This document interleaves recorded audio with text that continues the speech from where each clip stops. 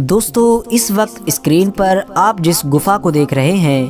یہ گفا کوئی عام گفا نہیں بلکہ ایک ہسٹوریکل یعنی اتہاسک گفا ہے۔ ایک ایسی گفا کہ جس کے پیچھے بڑی ہی حیران کر دینے والی اور انوکھی کہانی ہے، کیونکہ دوستو یہی وہ گفا ہے کہ جس میں آج سے لگ بھگ 1700 یا 1750 سال پہلے ایک ایسا حادثہ ہوا تھا کہ جس نے سب کو ہلا کر رکھ دیا تھا۔ ہوا یہ تھا کہ کچھ ایسے لوگ جو اپنی جان بچانے کی خاطر اس گفا میں چھپنے کے لیے آئے تھے، وہ اس گفا میں آ کر ایسے سوئے کہ لگاتار اگلے 300 سال تک سوتے رہے، اور 300 سال کے بعد جب وہ اپنی نیند سے جاگے تو بالکل ویسے ہی سلامت تھے جیسے وہ 300 سال پہلے سوئے تھے۔ یعنی نہ تو ان کی عمر بڑی تھی اور نہ ہی ان کے جسم میں کسی بھی طرح کا کوئی بدلاؤ آیا تھا۔ لیکن دوستو اب سوال یہ ہے کہ 300 سال سے بھی زیادہ لگاتار اس گفا میں سونے والے یہ لوگ آخر کون تھے، اور اتنے لمبے وقت تک لگاتار سونے کا یہ حادثہ کیوں اور کیسے ہوا تھا،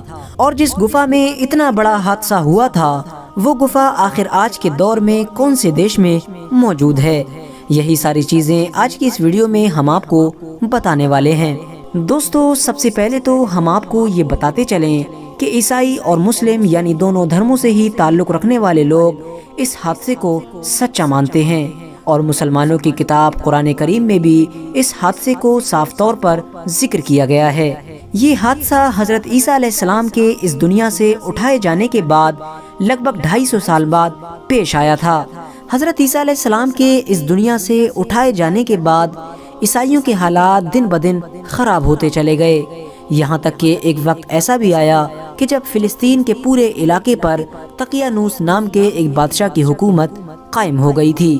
یہ ایک ایسا بادشاہ تھا کہ جو عیسائیوں سے حد سے زیادہ دشمنی رکھا کرتا تھا، اور اس کا یہ ماننا تھا کہ میری حکومت میں کوئی بھی انسان عیسائی دھرم یعنی جو کہ اس دور میں ایک نیا دھرم مانا جاتا تھا اسے فالو نہ کرے، اور جو بھی اسے فالو کرے گا میں اسے ہمیشہ ہمیشہ کے لیے ختم کر دوں گا۔ دقیانوس بادشاہ کی حکومت میں رہنے والے ہی کچھ لوگ کہ جو بعد میں اصحاب کہف کے نام سے مشہور ہوئے، یہ وہ لوگ تھے کہ جو حضرت عیسیٰ علیہ السلام کو حد سے زیادہ مانا کرتے تھے، اور بادشاہ کی لاکھ کوششوں کے باوجود بھی یہ عیسائی دھرم چھوڑنے کے لیے تیار نہیں تھے۔ بادشاہ کو جب اس بات کا یقین ہو گیا کہ یہ لوگ میری لاکھ کوششوں کے باوجود بھی عیسائی دھرم کو کبھی نہیں چھوڑیں گے، تو اس نے انہیں قتل کرنے کا فیصلہ کر لیا۔ لیکن جیسے ہی ان لوگوں کو اس بات کی خبر ہوئی کہ بادشاہ ہمیں قتل کرنے کا ارادہ کر چکا ہے، تو یہ فوراً شہر چھوڑ کر فرار ہو گئے اور دور جا کر ایک گفا میں پناہ لی۔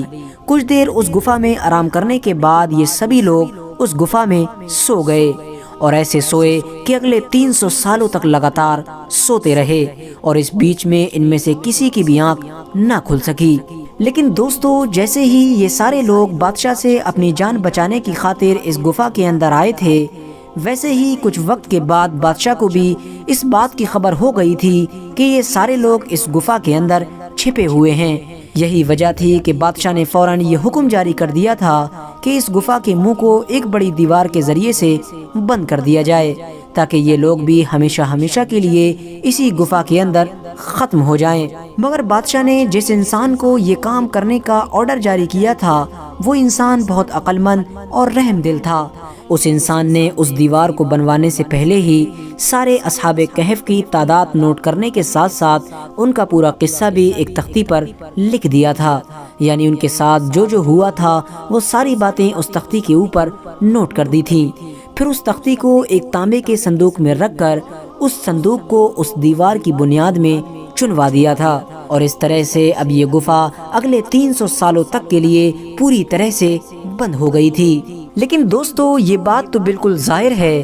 کہ 300 سال کا وقت کوئی ایک چھوٹا سا وقت نہیں بلکہ ایک لمبا وقت ہے، اور یہی وجہ تھی کہ ان 300 سالوں کے بیچ میں دھیرے دھیرے پوری دنیا کا نقشہ بدلتا گیا، اور جس جگہ پر دقیانوس بادشاہ کی حکومت ہوا کرتی تھی وہاں پر بھی بادشاہ اور حکومتیں بدلتی گئیں، یہاں تک کہ جب 300 سال پورے ہونے والے تھے تو بیدروس نام کے ایک بادشاہ کی حکومت قائم ہوئی۔ یہ ایک ایسا بادشاہ تھا کہ جو عیسیٰ علیہ السلام کا ماننے والا تھا اور بہت نیک اور رحم دل انسان تھا۔ یہ ہمیشہ اپنی قوم کی فکر کیا کرتا تھا، کیونکہ دوستو اس کے دور میں عیسائی آپس ہی میں لڑ کر کئی حصوں میں بٹ چکے تھے، یہاں تک کہ بہت سارے لوگ تو ایسے بھی تھے کہ جو حضرت عیسیٰ علیہ السلام کی بتائی ہوئی بنیادی چیزوں کا بھی انکار کرنے لگے تھے۔ یہ بادشاہ اپنی قوم کے اس حال سے حد سے زیادہ پریشان رہا کرتا تھا اور اکثر رو رو کر یہ دعائیں مانگا کرتا تھا کہ یا اللہ کوئی ایسا کرشمہ ہو جائے کہ جس کی وجہ سے میری قوم کے سبھی لوگ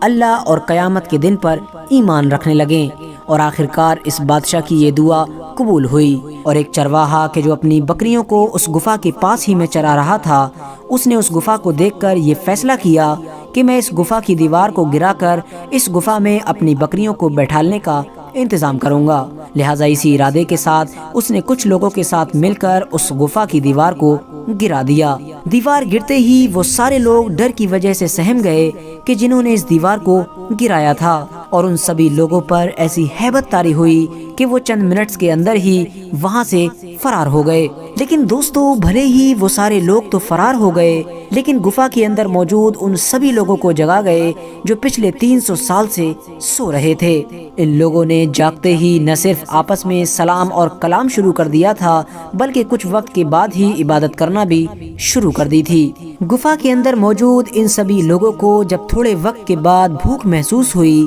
تو ان لوگوں نے اپنے ہی ایک ساتھی جس کا نام یملیخا تھا اسے گفا سے اس ارادے کے ساتھ باہر بھیجا کہ وہ ان کے لیے کھانا لے کر آئے، اور ساتھ ہی میں اسے یہ نصیحت بھی کی کہ جا کر دیکھو دقیانوس ہمارے بارے میں کیا ارادہ رکھتا ہے، کہیں ایسا تو نہیں کہ وہ ہم لوگوں کو ابھی بھی بڑی محنت کے ساتھ تلاش کر رہا ہے۔ لہٰذا انہی سب چیزوں کا حال چال جاننے کے ارادے سے ہی یملیخا اس گفا سے باہر نکلے، لیکن باہر نکلتے ہی حیران ہو گئے، کیونکہ وہ شہر کے جس کے بارے میں وہ یہ جانتے تھے کہ یہاں پر حضرت عیسیٰ علیہ السلام کا نام لینا بھی جرم ہے، وہاں پر تو اب ہر انسان حضرت عیسیٰ علیہ السلام کا ہی کلمہ پڑھ رہا تھا، اور ہر انسان کے منہ سے اللہ اور اس کے نبیوں کا ہی نام سنا جا سکتا تھا۔ یملیخا یہ سب دیکھ کر ابھی حیران ہی تھے کہ اتنی دیر میں ایک کھانے کی دکان پر بھی پہنچ گئے، اور دکان والے کو دقیانوس کے دور کا سکہ دے کر کھانا مانگا، کیونکہ وہ تو ابھی بھی یہی سوچ رہے تھے کہ وہ گفا کے اندر 300 سال نہیں بلکہ چند گھنٹوں کے لیے ہی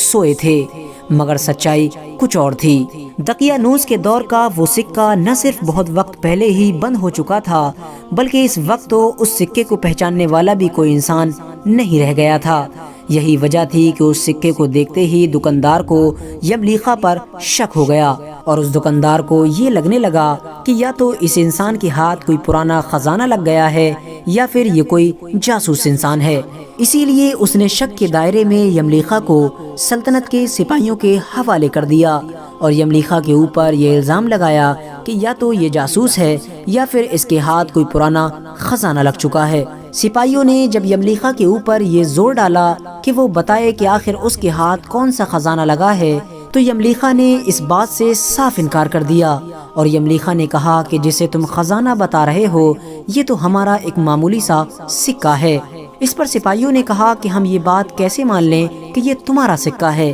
کیونکہ یہ سکہ تو آج سے لگ بھگ 300-400 سال پہلے چلا کرتا تھا، جسے بند ہوئے ایک لمبا زمانہ گزر چکا ہے، اور تم تو بالکل ابھی بھی جوان ہو، تو ہم یہ کیسے مان لیں کہ تمہارے ہاتھ کوئی پرانا خزانہ نہیں لگا ہے۔ اس پر یملیخا نے سپاہیوں سے کہا کہ اچھا یہ بتاؤ کہ دقیانوس بادشاہ کا کیا حال ہے۔ سپاہیوں نے جواب دیا کہ دقیانوس نام کا تو کوئی بھی بادشاہ اس وقت پوری دنیا میں ہی موجود نہیں ہے،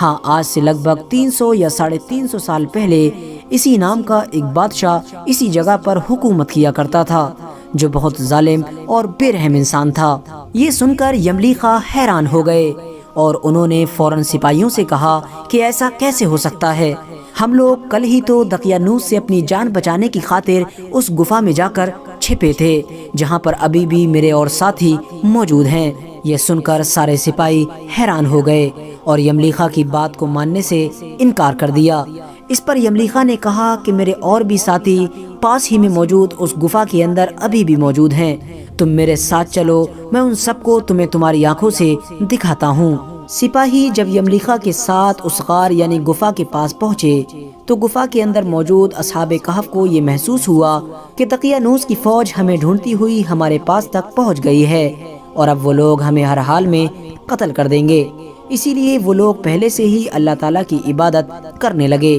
اور اللہ تعالیٰ سے اپنی جان کی حفاظت کے لیے دعا کرنے لگے۔ لیکن یملیکا کے ساتھ پہنچنے والے ان سپاہیوں نے بہت جلد ہی اس تانبے کے صندوق کو بھی برآمد کر لیا کہ جس صندوق کو دیوار کھڑی کرتے وقت دیوار کی بنیاد میں دفنایا گیا تھا۔ سپاہیوں نے جب اس تختی کو پڑھنا شروع کیا کہ جو تانبے کے صندوق کے اندر موجود تھی تو وہ حیران ہو گئے۔ اس تختی پر یہ صاف طور سے لکھا ہوا تھا کہ یہ مومنوں کی جماعت ہے جو اپنی دین کی حفاظت کی خاطر دقیانوس بادشاہ کے خوف سے اس غار میں پناہ لیے ہوئے ہے۔ دقیانوس بادشاہ نے خبر پا کر ان لوگوں کو اس غار کے اندر بند کروا دیا ہے، اور ہم تختی پر یہ حال اس لیے لکھتے ہیں تاکہ جب بھی یہ غار یعنی گفا کھلے تو لوگ اصحاب کہف کے حال پر باخبر ہو جائیں، یعنی یہ جان سکیں کہ اصحاب کہف کے ساتھ کیا ہوا تھا۔ یہ سب پڑھ کر سپاہیوں کے ساتھ ساتھ وہ سبھی لوگ حیران تھے کہ جو اس وقت اس غار یعنی گفا کے پاس موجود تھے۔ سپاہیوں نے فوراً اپنے بادشاہ کو اس پورے حادثے کی خبر دی۔ بادشاہ فوراً سبھی لوگوں کے ساتھ اس گفا کے پاس پہنچ گیا اور غار میں سونے والے سبھی لوگوں سے ملنے کے بعد سجدے میں گر پڑا اور رو رو کر یہ کہنے لگا کہ اللہ تعالیٰ نے میری دعا قبول کر لی، یعنی اللہ تعالیٰ نے ایک ایسا کرشمہ دکھا دیا کہ جس کی وجہ سے اب لوگ مرنے کے بعد دوبارہ اٹھنے پر یقین کرنے لگیں گے۔ اس کے بعد اصحاب کہف نے بادشاہ کو دعائیں دیں اور بادشاہ سے کہا کہ اللہ تعالیٰ تیری بادشاہت کی حفاظت فرمائے، اور اب ہم تمہیں اللہ کی سپرد کرتے ہیں۔ یہ کہہ کر اصحاب کہف دوبارہ غار کے اندر چلے گئے اور سارے کے سارے لوگ اس غار کے اندر جا کر سو گئے، اور ایسے سوئے کہ اللہ تعالیٰ نے اسی حال میں ہی ان لوگوں کو موت دے دی۔ اس کے بعد بیدروس نام کے اس نیک بادشاہ نے سال کی لکڑی کے صندوق بنوا کر اصحاب کہف کی پاک لاشوں کو ان کے اندر ہی ہمیشہ کے لیے محفوظ کر دیا تھا۔ دوستو، اب اگر بات کی جائے اس بارے میں کہ آخر وہ غار یعنی گفا آج کے دور میں کون سے دیش میں موجود ہے، تو آپ کو بتاتے چلیں کہ وہ گفا آج کے دور میں جارڈن دیش میں موجود ہے۔ حالانکہ بہت سارے لوگ ترکی دیش کے ازمیر شہر میں موجود ایک گفا کے بارے میں بھی یہی دعویٰ کرتے ہیں کہ وہ اصحاب کہف کی گفا ہے، لیکن قرآن کریم کے اندر اصحاب کہف کی گفا کی جو نشانیاں بیان کی گئی ہیں وہ ترکی میں موجود گفا کے مقابلے میں جارڈن والی گفا پر زیادہ فٹ بیٹھتی ہیں۔ یہی وجہ ہے کہ زیادہ تر ریسرچ اسکالر کا یہی ماننا ہے کہ جارڈن میں موجود گفا ہی اصحاب کہف کی اصلی گفا ہے۔ دوستو، اب اگر بات کی جائے اس بارے میں کہ اصحاب کہف ٹوٹل کتنے تھے، یعنی گفا کے اندر جو لوگ 300 سال تک سوتے رہے تھے وہ کتنے تھے، تو آپ کو بتاتے چلیں کہ حضرت عبداللہ ابن عباس رضی اللہ تعالیٰ عنہ کی حدیث کے مطابق وہ ٹوٹل 7 لوگ تھے، جن میں سے 8 ماہ ان کے ساتھ ایک کتا بھی تھا۔ فی الحال دوستو، آج کی اپنی ویڈیو کو ہم یہیں پر ختم کرتے ہیں۔ ویڈیو پسند آنے پر نہ صرف ویڈیو کو لائک کریں بلکہ اپنے فرینڈز کے ساتھ بھی ضرور شیئر کریں، اور اسی طرح کی نالجبل اور ہسٹوریکل ویڈیوز ہمیشہ دیکھنے کے لیے ہمارے اس چینل کو سبسکرائب کر کے ساتھ ہی میں بیل آئیکن کو بھی پریس کر دیں۔